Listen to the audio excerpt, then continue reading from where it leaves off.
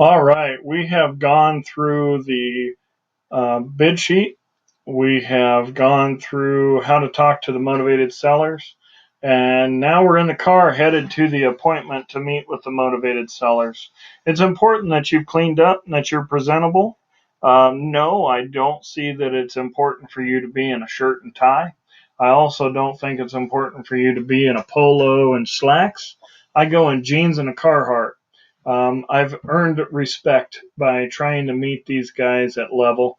Um, I don't want to come across better than them. I want to meet them in the middle and try to work with them in class and understanding. Now, when you go and you walk onto the property, into the property, depending on where the motivated seller is, you're going to want to take a few things with you. And the way that I do it is that I put together a pad of paper. Also, will have 4 copies of my option contract.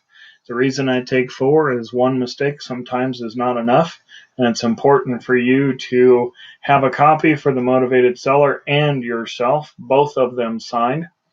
So I'd take that, and then I'd take any information that I would need, so comps or anything like that, and a bid sheet.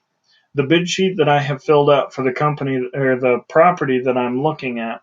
And I'll take that bid sheet, I will turn it over. Before I get there, I will write down the motivated seller's name on top because I'm bad at remembering names. And then I'll start walking through the property. Now, I think it's important that in your own words that you write down the things that are wrong with the property. Some of these houses, it may take you 3 or 4 pages, so just be short and sweet. Write down the big things. Look at, is there a crack underneath the windows? Is there a crack above the doors? Are the drywall all falling in? A water leak skylight in the roof? Kitchen destroyed, whatever it may be. But as you walk through the property, and I think if you got a basement, you should walk through the basement. You should go through the garage.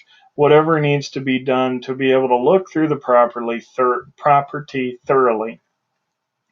I also will talk to them as I'm walking through it. I want their undivided attention because I want them to see that I can see that there are things wrong with the property, but I don't see that it's important to rub it in their face or to make sure to point every single thing out. They know that there's something wrong with the property, or they wouldn't be asking you to help sell the property. Now, as I'm walking through the property, I will be working myself back out. As I'm walking back out, I will still be talking to the motivated seller continually, trying to build that rapport and trust. And when I walk out, guys, I do a lot of these deals on the hood of my truck. So if you're working with a clipboard with the metal tab on the top, you might want to think about gluing a piece of felt or something on the back so that you don't scratch up their car and make a fool out of yourself. You want to be somewhere comfortable, and I do a lot of my deals on the car. Now, the motto is that when in doubt, sign it. If you've deemed it necessary to go look at this property, then it's probably worth signing. Now, I will say this, when you negotiate, the more you negotiate down, the better chance you have of making more money. So it's important that you do negotiate a little bit, but you don't negotiate on the phone. My motto is you sell in your seat, you close on your feet. So you need to be in front of the motivated seller when you do negotiate on a price, and you do not offer them a price. You work really hard to get them to tell you a price.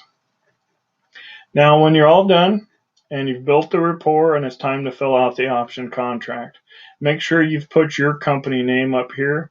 And then there's a few things that I want to go over on this just to make sure that you get it in detail.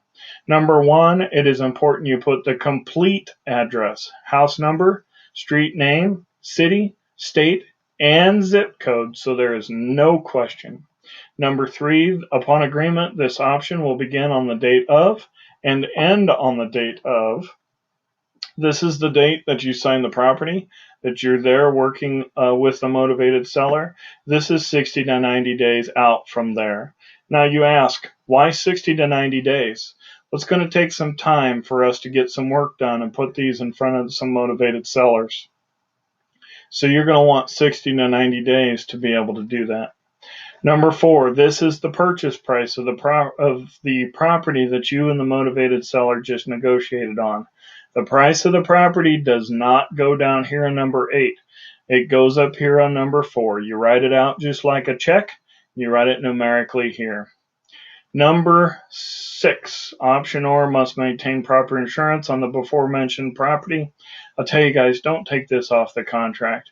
You can write optionor options not to carry insurance on before mentioned property. That's fine, but do not write NA or take this off of the contract. We've put it there to protect you and the optionor. If the optionee purchases the property, the optionee will assist in paying the closing costs for the optionor not to exceed. I'll tell you 99% of the time I put a big fat 0 here. I have some clients that insist on putting $500. I have one client that puts $1,000. I'm sure the motivated sellers love them, but 99% of the time I put a big fat 0 here. I'll use this as a negotiation tool. So, for example, last fall I met with a motivated seller. My high bid was 41. He said 38. We made an appointment on a Friday at 4 o'clock. I went out and looked at the property. And after looking at the property, he wanted 38. I said, I'm at 34. I think that's a good number for it, for what needs to be done to it. He says, well, got another guy coming at 6 o'clock. I'll let you know. Fantastic. Well, Saturday morning, after having coffee with the wife, I got a phone call from the motivated seller, and he says, Nick, the cash buyer that met me afterwards gave me an offer of 35. I said, well, congratulations, you got more than I offered you. He goes, no, I didn't sell it. I said, what? You didn't sell it? I said I wouldn't go above 34. He goes, yeah, well, I just felt more comfortable with you after talking to you, and you were a lot more personable than the other guy. And I'd really like to work with you. I was kind of hoping you would match it, if not beat it by a little bit. I said, I'll tell you what, this is what I'll do. I'll sign it for 35, and then I'll give you $350 towards closing costs. He signed it because during the building of the rapport with him, I found out that his brother was a real estate attorney, and he was the one that was going to close it. And it wasn't going to cost any more than $350. It was a no-brainer. I paid for everything. He put money in his pocket, more than he would have before. Number 8, the optionor grants this option for the consideration of and other valuable consideration. Guys, money must change hands for this to be legal. I've signed blocks of 28 and I've signed blocks of 58 for $1 a piece. And I've signed one house for $1 a piece, or $1. I will tell you too, if I'm still working on building rapport with a motivated seller, I may say something like, in order for this contract to be legal, we have to have cash change hands so it looks like I'm buying you Starbucks tonight. Or if I have a couple there, I'll say the same thing, but I'd put $10 down there. I've only signed a couple of them for more than $20. So you don't have to put a lot of money here, but do build rapport. Don't come across cheap, but do build rapport. Everything else is pretty self-explanatory. This makes a lot of sense to take with you so that you do have something to refer to.